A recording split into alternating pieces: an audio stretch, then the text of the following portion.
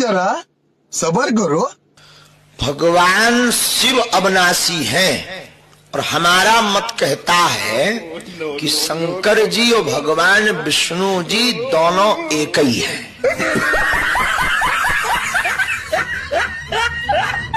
शिव के पिता मंगल हैं। क्या बोला तूने? शिव के पिता मंगल है। ऐसे मत बैठो, मेरा दिल बैठा जा रहा है, कुछ तो बोलो। शिव के पिता है ब्रह्मा। अच्छा, हमको सिखा दिया है। ब्रह्मा जी के पिता भगवान विष्णु, भगवान विष्णु के पिता भगवान शंकर। प्रश्न खड़ा हो जाता है कि शंकर जी के पिता, शिव के पिता मंगल हैं। शिव के पिता है ब्रह्मा। लेकिन एक सेकंड, शंकर का पिता कौन है? शंकर आजन्मा। और विष्णु नारायण ये क्या है? ये अजन्मा है। ओ भाई, मारो मुझे, मारो मारो मुझे, मारो मारो। नहीं, ये मजाक हो रहा है। एक सेकंड यार, मजाक हो।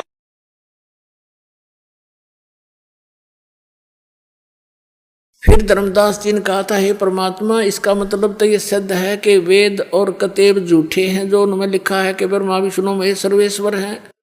वेदों में ब्रह्मा विष्णु महेश को सर्वशक्तिमान बताया है, अजर व अमर बताया है। तो परमात्मा ने कहा, वेद कतेब झूठे नहीं भाई, झूठे हैं ये समझे ना ही। ये झूठ बोल रहे हैं कि वेदों में ब्रह्मा विष्णु महेश सर्वशक्तिमान है। ये झूठ बोलते हैं कि पुराणों में कहीं नहीं लिखा कि उनकी जन्म मृत्यु होती है।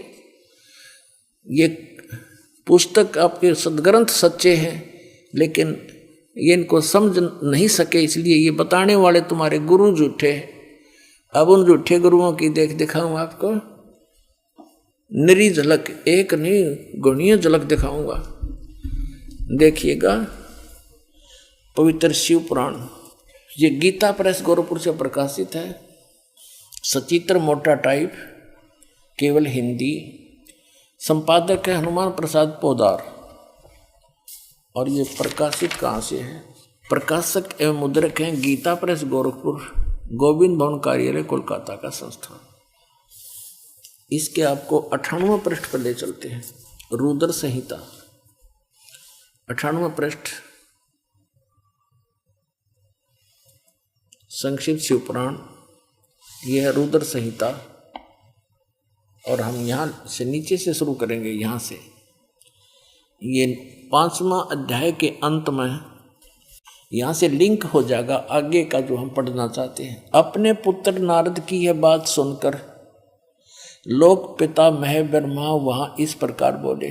नारद ने सृष्टि रचना के बारे में पूछा। ब्रह्मा जी को जैसा ज्ञान था वो ऐसे यहाँ सुनाया 6ठे अध्याय में रुद्र संहिता और पृष्ठ नंबर 99 पर। ब्रह्मा जी ने कहा, ब्रह्मन देव शिरोमणे, तुम सदा समस्त जगत के उपकार में लगे रहते हो। तुमने लोगों के हित की कामना से बहुत उत्तम बात पूछी है। जिस समय समस्त चराचर जगत नष्ट हो गया था, सर्वत्र अंधकार ही अंधकार था, उस समय तत् सद ब्रह्म, इस श्रुति में जो सत सुना जाता है एकमात्र वही शेष था। 100 पृष्ठ पे जिस परब्रह्म के विषय में ज्ञान और अज्ञान से पूर्ण उक्तियों द्वारा इस प्रकार विकल्प किए जाते हैं, उसने कुछ काल के बाद द्वितीय की इच्छा प्रकट की। उसके भीतर एक से अनेक होने का संकल्प उदित हुआ। तब उस निराकार परमात्मा ने अपनी लीला शक्ति से अपने लिए मूर्ति माने आकार की कल्पना की। फिर वो क्या बना देखिएगा, जो मूर्ति रहित परम ब्रह्म है उसकी मूर्ति भगवान सदाशिव हैं। ये सदाशिव कौन है? ये काल है, आगे पता लगेगा। ये ब्रह्म है, ब्रह्मा विष्णु महेश का पिता है। अर्वाचीन और प्राचीन विद्वान उन्हीं को ईश्वर कहते हैं। उस समय एकाकी रहकर स्वेच्छानुसार विहार करने वाले उन सदाशिव ने अपने विग्रह से स्वयं ही एक स्वरूप भूता शक्ति की सृष्टि की। विग्रह माने शरीर से।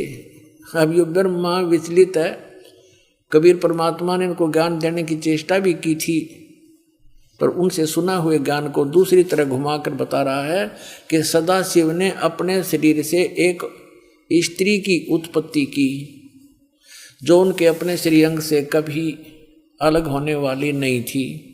उस पराशक्ति को प्रधान प्रकृति गुणवती माया जो काल के शरीर से निकली, उसके क्या नाम है, बुद्धि तत्व की जननी तथा विकार रहित बताया है।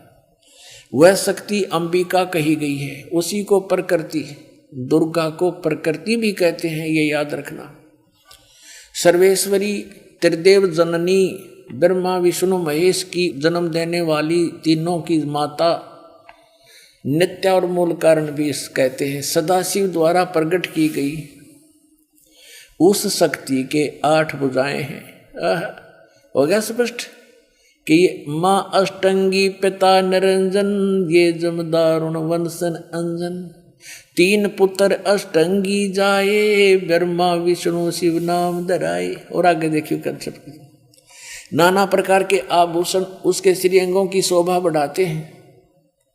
वह देवी नाना प्रकार की गतियों से संपन्न है और अनेक प्रकार के अस्त्र शस्त्र धारण करती है।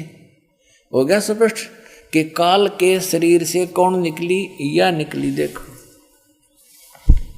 या निकली, या अष्टंगी है और 8 अंगों में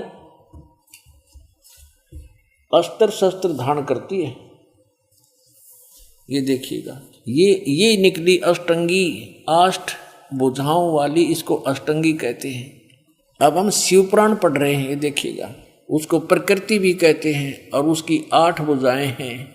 अष्टंगी है, वो तीनों देवताओं की माता है और वो अनेक प्रकार के अस्त्र शस्त्र धारण करती है। एकाकिनी होकर भी वह माया संयोग वसात अनेक हो जाती है। वे जो सदा शिव हैं उन्हें परम पुरुष ईश्वर शिव शंभु और महेश्वर कहते हैं। अब देखना ये रुद्र संहिता का, अब हम 6वां अध्याय पढ़ रहे हैं 101 पृष्ठ पे। अब ये क्या कि वे अपने सारे अंगों पर भस्म रमाए रहते हैं। वो सदाशिव के हैं जिसको इस पृष्ठ पे यहाँ भगवान सदाशिव हैं। अर्वाचीन और प्राचीन विद्वान उसी इन्हीं को महेश्वर कहते हैं। ये कौन है? वे अपने सारे अंगों पर भस्म रमाए रहते हैं। उन काल रूपी ब्रह्म ने, इसको काल कहो चाहे ब्रह्म कहो, सरपुरुष कहो, और गीता ज्ञान दाता यही है, श्री कृष्ण में प्रवेश करके बोल रहा है। उन काल रूपी ब्रह्म ने एक ही समय शक्ति के साथ है, यो नाथ नहीं, शक्ति के दुर्गा के साथ शिवलोक नामक अक्षेत्र का निर्माण किया था। उस उत्तम अक्षेत्र को काशी कहते हैं। वे प्रिया और प्रियतम शक्ति और शिव यानी पति पत्नी रूप में रहते हैं। प्रिया और प्रियतम जो परमानंद स्वरूप है उस मनोरम क्षेत्र में नित्य निवास करते हैं। मुने शिव और शिवा ने, काशीपुरी परमानंद रूपिणी है। मुने शिव और शिवा ने यानी दुर्गा और काल ने, काल और दुर्गा ने प्रलय काल में भी कभी इस क्षेत्र को अपने सानिध्य से मुक्त नहीं किया। देवर से एक समय ब्रह्मा जी बता रहे अपने पुत्र नारद को, एक समय उस आनंद वन में रमण करते हुए शिवा और शिव के मन में ये इच्छा हुई, दुर्गा और काल के मन में, कि दूसरे पुरुष की सृष्टि करनी चाहिए, यानी कोई पुत्र उत्पन्न करना चाहिए, जिस पर सृष्टि संचालन का महान भार रखकर हम दोनों केवल काशी में रहकर इच्छा अनुसार विचरें और निर्वाण धारण करें। ऐसा निश्चय करके शक्ति सहित सर्वव्यापी परमेश्वर शिव ने, इस काल ने अपने वाम भाग के 10वें अंग पर अमृत मल दिया।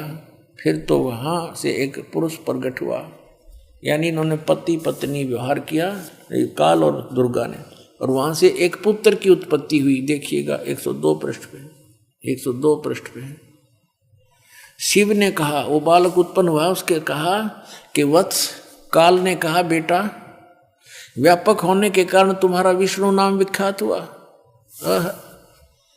अब ये 6वां अध्याय समाप्त हुआ।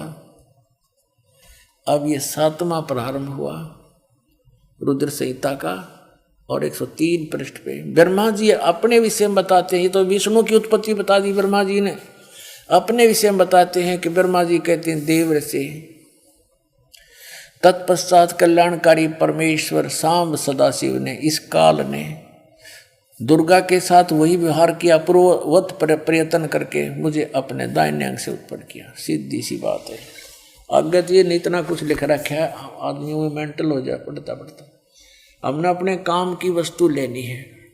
अपने आत्माओं यहाँ इस पवित्र पुराण ने ये तो सिद्ध कर दिया कि ब्रह्मा और विष्णु की उत्पत्ति दुर्गा और सदा शिव यानी काल रूपी भगवान से हुई। ये इनके पुत्र हैं।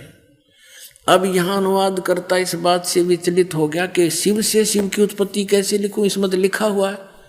यहाँ तो लिखा नहीं लेकिन आगे कहते चोर चुरावे तूंबड़ी और गड्ढे पानी में वह गड्ढे वह ऊपर आवनो सच्चाई छानी ना। ये देखिएगा, ये वही शिव पुराण है, हम आपको सुना रहे हैं। अब हम इसके 110 पृष्ठ पे आपको ले चलते हैं। ये रुद्र संहिता ही चल रही है और संक्षिप्त शिव पुराण 110 पृष्ठ पे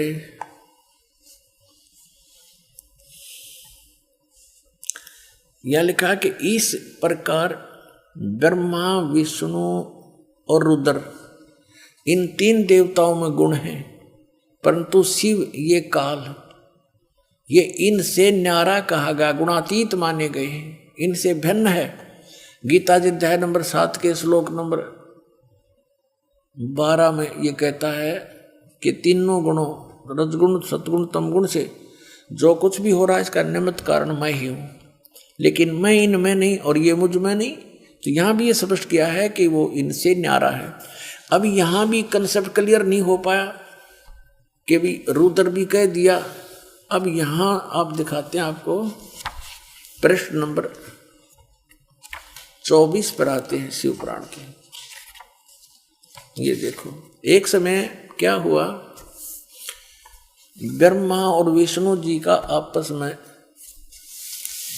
इस बात पर युद्ध हो गया कि ब्रह्मा जी कहता है विष्णु जी को कि मैं तेरा बाप हूं, तेरी उत्पत्ति मुझसे हुई है क्योंकि मैं सबकी सृष्टि करता हूं। विष्णु जी कहने लगे नहीं, मैं तेरा पिता हूं, तू मेरी नाभि कमल से उत्पन्न हुआ है। ये कारण क्या होता है कि जिन महापुरुषों ऋषियों ने साधना करी, हठ योग करके समाधिस्थ हुए, तो इस काल भगवान ने किसी को तो ब्रह्मा के रूप में दर्शन दे दिया, क्योंकि उसने स्वयं प्रतिज्ञा कर रखी है कि मैं किसी के सामने अपने वास्तविक रूप में नहीं आऊंगा। तो ये कभी अपने पुत्र ब्रह्मा के रूप में दर्शन दे देता समाधि दशा में। तो जिस ऋषि ने समाधि दशा में ब्रह्मा जी के रूप में काल के दर्शन हो गए, उसने डंडोरा पीट दिया, मुनादी कर दी और ब्रह्मा जी के पास आकर कहने लगे, हे भगवान आप तो खुद परमात्मा हो, मैंने साधना करके आपको खोज लिया है। हर ब्रह्मा जी को पता भी कोई नहीं क्या कह रहे हैं, लेकिन एक ने, 2 ने, 10 ने ऐसे कहा तो ब्रह्मा जी फूल गए, चौकस हो गए, सचमुच मैं ही भगवान हूं। फिर तो ऐसे ही किसी को विष्णु जी के रूप में दर्शन दे दिए, तो वो विष्णु जी को कहता है कि ये खुद भगवान है, अपने को छुपाए बैठे हैं, ये तो परम पिता है, मैंने समाधि दशा में इनके दर्शन हो गए, मैंने खोज लिया भगवान ये परमात्मा है। ऐसे ही किसी को उसने शिव रूप में दर्शन दे दिए, अपने पुत्र तमोगुण शिव के रूप में। तो उन ऋषियों ने भगवान शिव को भगवान सिद्ध कर लिया। तो इनका न्यो भ्रम बन गया। इस भ्रम के कारण दोनों की लड़ाई होगी। इन दोनों का युद्ध समाप्त करने के लिए इस काल भगवान ने, ब्रह्म ने ऊपर से एक लिंग छोड़ दिया तेजों में, सतंभ, और ये लड़ना तो भूल गए, उसकी खोज में लग गए। अब लंबा कहानी ना बताएं तो क्या है, उस समय ये काल अपने पुत्र शिव के रूप में प्रकट हो गया और इनसे क्या वार्ता करी देखिएगा। ये विद्वेश्वर संहिता है, संक्षिप्त शिव पुराण 24 पृष्ठ पे ये लिंग बीच में खड़ा कर रखा है। ये ब्रह्मा जी और विष्णु जी के बीच में। फिर वो स्वयं आकर के इनके सामने खड़ा हो जाता है। फिर इनकी आपस में क्या वार्ता होती है ये देखिएगा। प्रश्न नंबर 25 पे विद्वेश्वर संहिता। ब्रह्मा और विष्णु ने पूछा, प्रभो इस काल से पूछा, सृष्टि आदि 5 कर्तों के लक्षण क्या है, ये हम दोनों को बताइए। भगवान शिव बोले, मेरे कर्तव्यों को समझना अत्यंत गहन है, तथापि मैं कृपा पूर्वक उनके विषय में बता रहा हूं। ब्रह्मा और विष्णु सृष्टि, पालन और संहार, तिरोभाव और अनुग्रह, ये 5 ही मेरे जगत संबंधी कार्य हैं जो नित्य सिद्ध हैं। संसार की रचना जो आरंभ है उसी को सर्ग या सृष्टि कहते हैं। यहाँ क्या कहता है, पुत्रो, ब्रह्मा और विष्णु को कह रहा, पुत्रो तुम दोनों ने तपस्या करके कहता तुमने तपस्या कर ली और मन प्रसन्न होकर दे दिए। बता, इन का जूत इन का सिर, ठेकेदारी आप ले रहा। कहता तुमने तपस्या कर ली और मन खुश होकर दे दिए। तेरा बीच में कह रहे गए तपस्या करके अपना मेहनत मजदूरी करके प्राप्त किए। फिर भी देखो पुत्रो, तुम दोनों ने तपस्या करके प्रसन्न हुए मुझ परमेश्वर से सृष्टि और सतिथि नामक 2 कृत, ये 2 पोस्ट, 2 पद प्राप्त किए हैं। ये तुम बहुत प्रिय। इसी प्रकार मेरी विभूति स्वरूप रुद्र और महेश्वर ने है, यू मैं नहीं है, ने 2 अन्य उत्तम करते संहार और तिरोभाव मुझसे प्राप्त किए, परंतु अनुग्रह नामक कृत दूसरा कोई नहीं पा सकता। अब देखो, अब क्या हो गए, 2 तो ये हो गए ब्रह्मा और विष्णु, इसने सृष्टि और सतिथि नाम के 2 जॉब मिल गई, और रुद्र और महेश्वर ये 4 हो गए, और 5वां यू बोलनिया। इतना स्पष्ट हो गया अपना आत्मा। अब ये भी सिद्ध करना पड़ेगा कि वो काल बोल रहा था। ये काल है ब्रह्मा विष्णु महेश का पिता, और दुर्गा इनकी माता, अष्टंगी, 8 भुजाओं में शस्त्र ले रही, इसको अष्टंगी भी कहते हैं। ये देखिएगा। अब इसी पर इस 26 पृष्ठ पर ही अभी आप यहाँ पढ़ रहे थे, और अब यहाँ पढ़ेंगे हम इसी पर। मैंने पूर्व काल में अपने स्वरूपभूत मंत्र का उपदेश किया है, जो ओंकार के रूप में प्रसिद्ध है। वह महामंगलकारी मंत्र है। सबसे पहले मेरे मुख से ओंकार यानी ओम प्रकट हुआ, जो मेरे स्वरूप का बोध कराने वाला है। ओंकार वाचक है, मैं वाच्य हूँ। यह मेरा मंत्र है, यह मंत्र मेरा स्वरूप ही है। प्रतिदिन ओंकार का निरंतर स्मरण करने से मेरा ही सदा स्मरण होता है। मेरे उत्तरवर्ती मुख से अकार का, पश्चिम मुख से उकार का, दक्षिण मुख से मकार का, यानी ए, ऊ और मैं, जिससे ये ओम बनता है। और पूर्ववर्ती मुख से बिंदु, ये जो ओम है इसके विषय बता रहा कि यू ए, ऊ और यू पर बिंदु, तथा मध्यवर्ती मुख से नाद का प्राकट्य हुआ है। इस प्रकार 5 अवयवों से युक्त ओंकार का विस्तार हुआ। इन सभी अवयवों से, इन सभी पार्टों से ए, ऊ, मैं, बिंदु और इस बिंदु से, नाद से, कहते ये एकीभूत होकर यह प्रणव ओम नामक एक अक्षर हो गया। ये ओम नामक एक अक्षर है ओम।